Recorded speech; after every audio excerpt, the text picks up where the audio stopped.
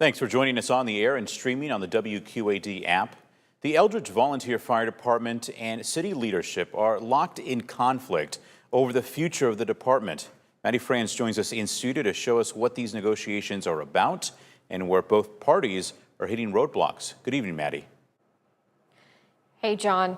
Yeah, the fire department has been volunteer run for over 120 years. And it's worked so far, but Eldridge's growing population has strained that model. It grew nearly 20% over the last 15 years, according to census data. And call volume has grown too, from 552 in 2017 to 788 last year. Now that's a big lift for 16 volunteers with full-time jobs. The department asked the city to take over to help keep up. But after 13 months of negotiations, tensions are getting fiery. For over a century, a team of volunteers has kept Eldridge safe.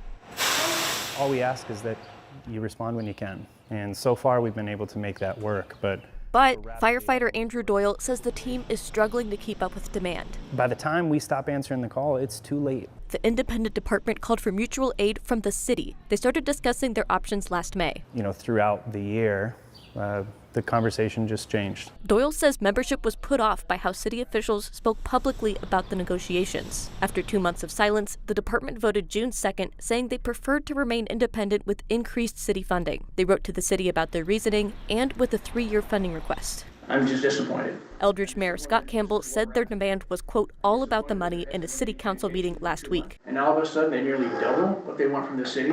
Doyle says the old figures Campbell cited were just operating costs. That's the dollars and cents that keep the lights on, keep the trucks running out the door. The request of more than $760,000 includes capital expenses he says are necessary. These are needs that have been signaled for not just the last 13 months, but for 5 years. In a statement to News 8, Campbell and City Administrator Nevada Lemke say these issues are part of complex negotiations. They say the city is willing to keep up an open and constructive dialogue. Quote, our goal is not conflict, but collaboration, transparency, accountability, and ensuring the continued delivery of high-quality emergency services to our residents. Doyle says the department's goal has always been keeping Eldridge safe. He says more city investment is what it needs to do that. If that's not viable and it's not an option, then you need to take it over, and you need to take it over by a fixed date. In Eldridge, Maddie Franz, WQAD, News 8. Now, in that statement, the city also encourages people to look at meeting materials and public documents to get the full context on these negotiations. The fire department is holding an open house July 1st where you can ask them questions directly. John? All right, Maddie, thank you.